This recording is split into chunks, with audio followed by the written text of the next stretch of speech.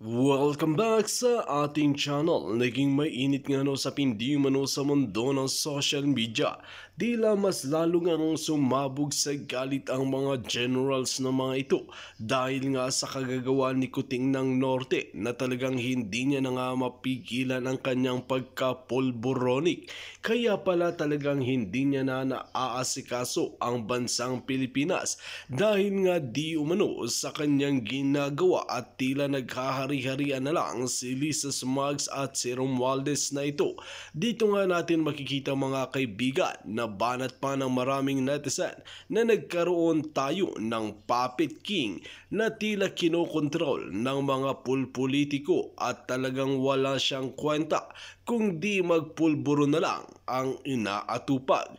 Dito natin mapapatunayan mga kaibigan, halos magdadalawang taon na ay wala pang nangyayari sa bansang Pilipinas kung di nagmahal ang mga bilihin. Maraming mga polboronic, maraming nagmemergine at maraming kriminal na nagkalat sa lipunan ng bansang Pilipinas. Hindi gaya nung panahon ni former President Rodrigo Duterte na talagang takot na gumawa ng mga krimen at magpulburon ang mga tao dahil alam nila na talagang matapang si former President Rodrigo Duterte.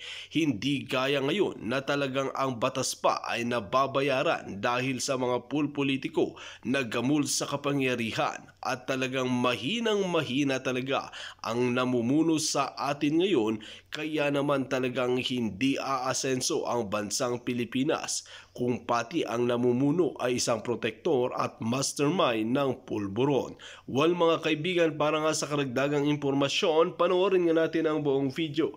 At kung bago ka pa lamang sa aking channel, huwag kalimutan i-click ang subscribe button at notification bell para lagi kang updated sa ating mga bagong video. At para sa solid viewers natin dyan, maraming salamat sa walang sawang pagsuporta. Usapan natin ngayon tungkol sa aking live interview with SMNI Night News.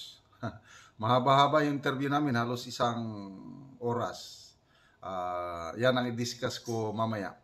Gusto ko lang munang i-shout out yung mga personal nag-text sa akin, yung gusto nilang magpirma doon sa manifesto withdrawal of support kay BBM.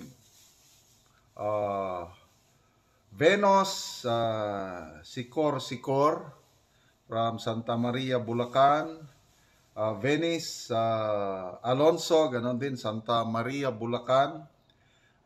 Vic Rosel Somera from Tatalon, Quezon City. Vic Raymond Somera Jr. from Santa Maria, Bulacan. And then Reynel O. Jonem from Uzami City. Marami pang nag-text sa akin, kaya lang hindi ko pa nailista, but nabasa ko na sa aking cellphone.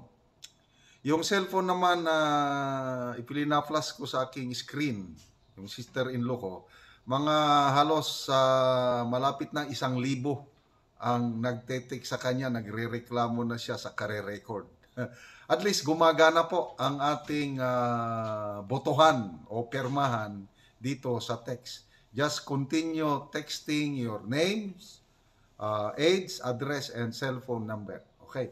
Doon naman sa online manifesto signing, I think today, more than 10,000 na ang nakaperma. So, go lang tayo dito sa manifesto withdrawal of support kay BBM. Okay, i-advertise ko na rin. Meron akong backup channel, The General's Viewpoint.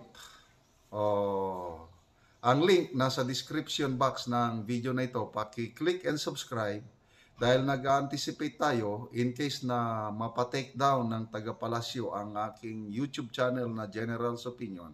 Meron tayong pupuntahan na channel para ituloy ang ating pag-usap-usap. Okay? So ito na yung kagabi, mga bandang alas 6, nag-text. Sir, ako si MJ Mondihar. Pwede bang ma-interview ka namin mamaya? Now, to me, it's an honor. Sabi ko, yes. What time? Sabi niya, 10 p.m. via Zoom. So, binigay yung ID, Zoom ID, password, passcode ba yun? So, inintay ko na. And by the way, mahaba yung kanilang Nightline News, 1 hour 33 minutes. So, hindi ko ma-upload.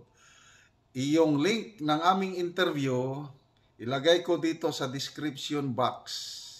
Panoorin nyo na lang yung live interview ko.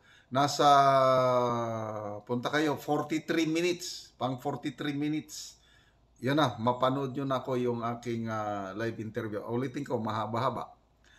Medyo, nga ako sa galit ko, gusto kong magmura. Mabuti na napigilan ko yung, alam mo, yung kumukulong bulkan na malapit ng sumabog. And by the way, paki-subscribe naman ang kanilang channel, Sunshine Media. Ang channel ngayon, YouTube channel ng SMNI. 46,000 pa lang ang subscribers. Kailangang suportahan natin ang SMNI, mga kaibigan, dahil nasabi ko doon sa aking interview, yung galit ko na itong gobyerno ni Mr. BBM. Ganun na lang tawag ko sa kanya, hindi na P. Because I have withdrawn my support to him as president. Kaya Mr. BBM, si BBM, ganun na, wala na yung P. Yung ginagawa nila ni Tambaluslus, silent martial law, sobra pa sa martial law. Pina-stop ang operation ng SMNI. Banggit ko nga, SMNI lang ang tumutulong sa gobyerno para labanan ang mga salot sa lipunan itong CPP, NP, NDF. Tapos ganyan pa pinasara. Nang dahil lang nandyan yung programa ni Tatay Digong, nandyan ang laban kasama ng bayan, na lumalaban sa mga komunista, pinasara nila. Kaya sabi ko, ano ba itong administration? Doon ako naggalit. Gusto kong, maramdaman ko talaga, nag-iinit ang katawan ko, tapos sasabog ako sa galit. Mabuti na lang, napigilan ko. Dahil, ang ugali ko, pag galit ako, kung ano-ano na lang lalabas sa bunganga ko. Mabuti, napigilan ko. Relax ka lang, sir. Relax ka lang. Sa amin na Admar at saka MJ. Nakakagalit itong gobyernong ito. Kung sino pa yung tumutulong para tapusin na itong salot sa lipunan, itong CPP, NPNDF, yun pa ang gusto nilang patigilin. Kaya sa tingin ko, habang nakaupo pa sa palasyo itong si Mr. BBM, wala nang pag-asa na makabalik ang SMNI. Sa tingin ko kasi ayaw na nila talagang pagsalitain si Tatay Digong sa kanyang programa.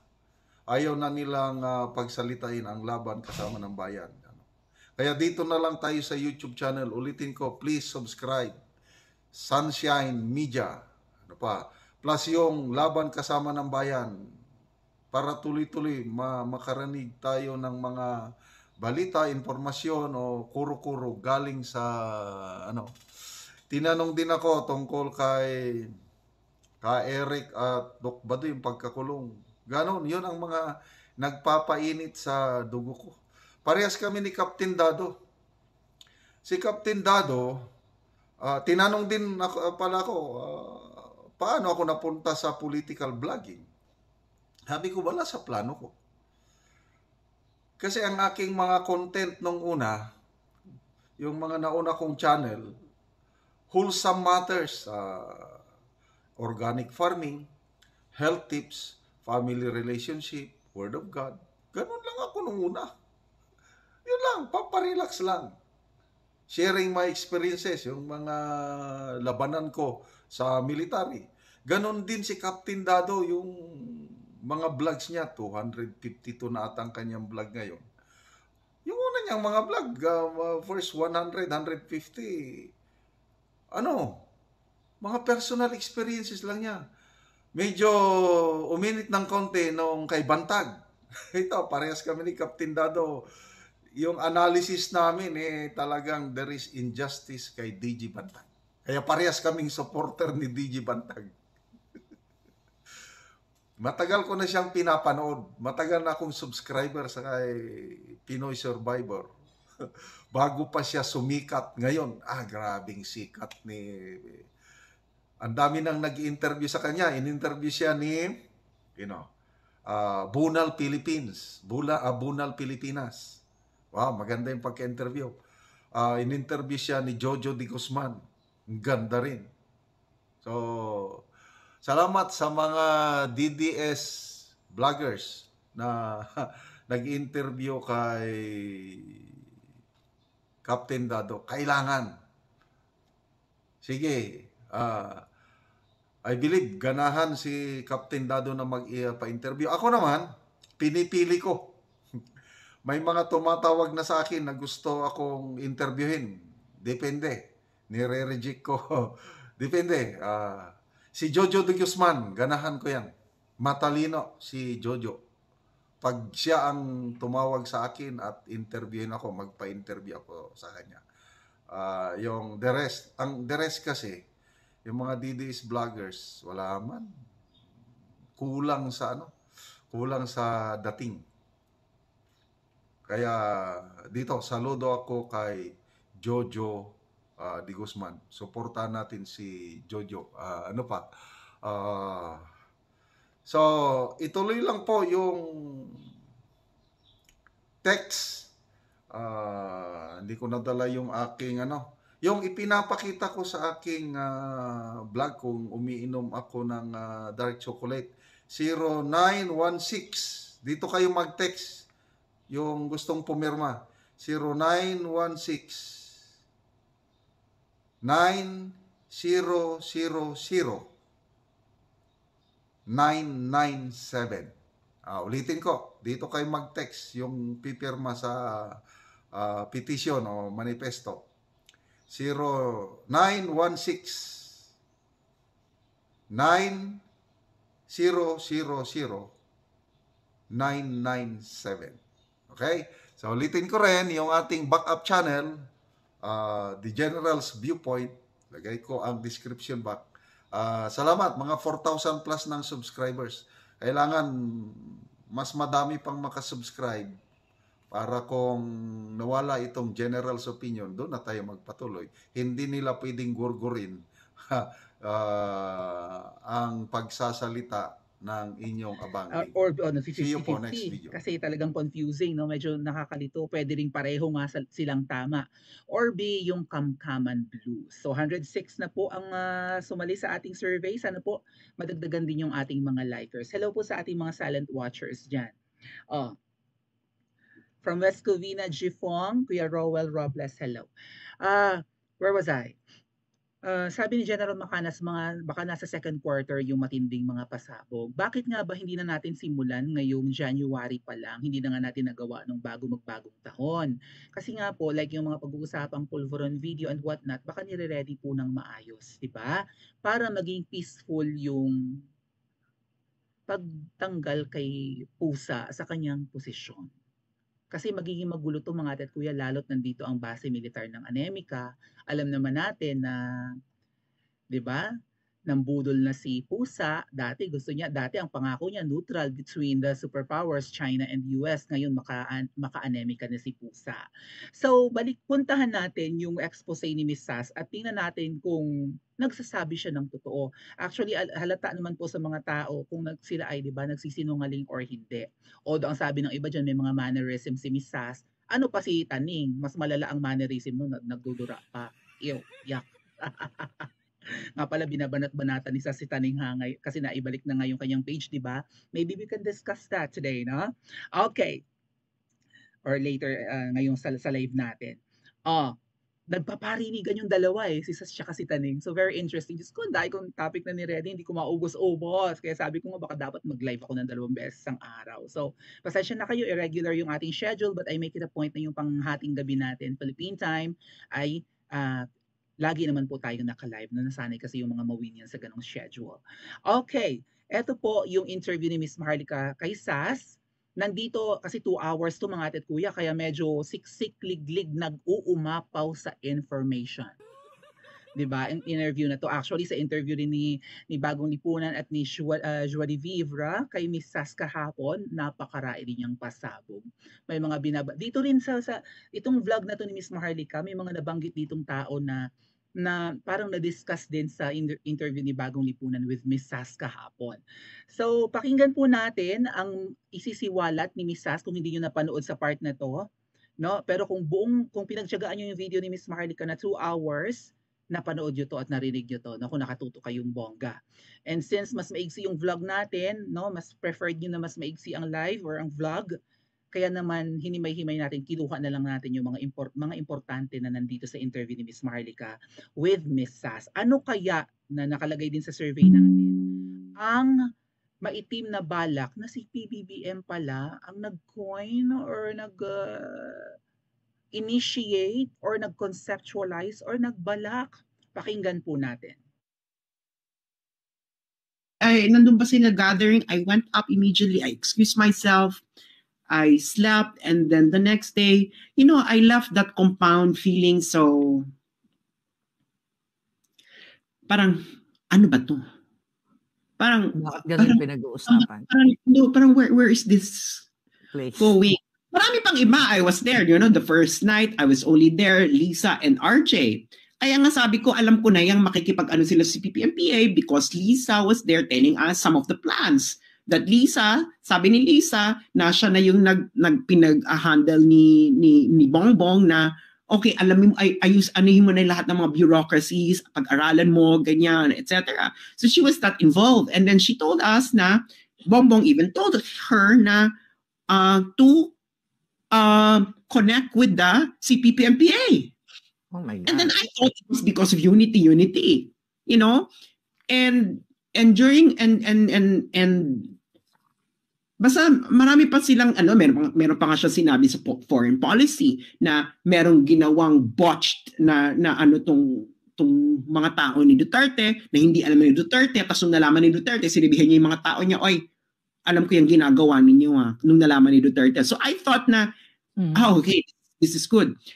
Kaya nga itong si RJ, we left that conversation. Ito pagkasabi niya sa akin, o alam mo na ang magagawa mo for Philippine foreign policy. Ganyan ang pagkasabi niya sa akin.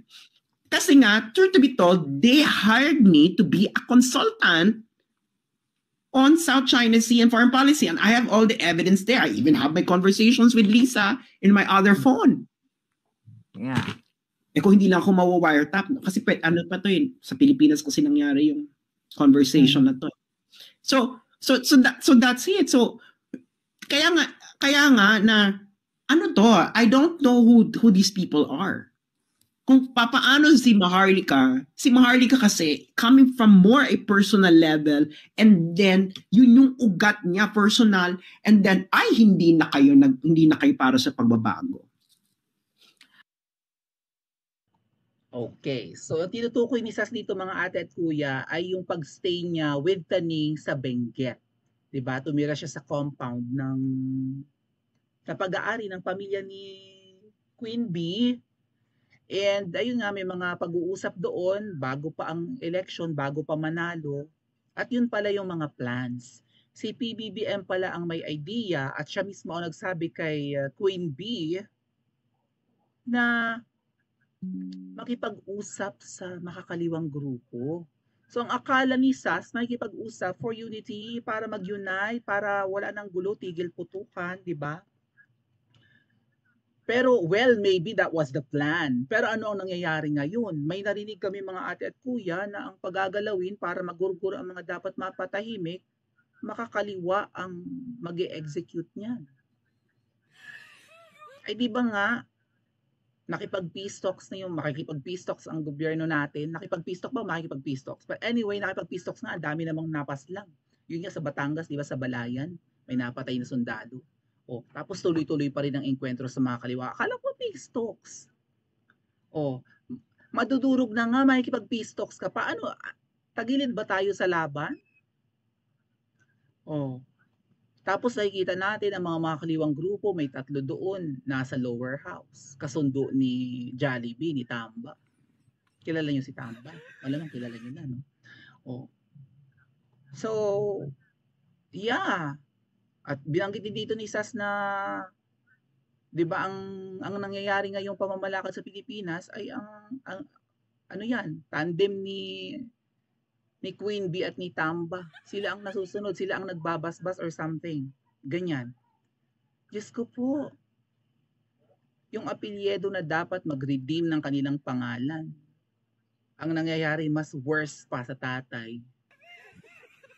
'Di ba? Ang apelyidong 'yan na pangasawa ni Madam Imelda na dapat linisin, ayusin at patunayan sa taong bayan na sila ay mabubuting lahi. O anong nangyayari ngayon? Sila ba ang namamayagpag? Hindi. Apelyido ng Coliseum sa Cubao ang namamayagpag ngayon.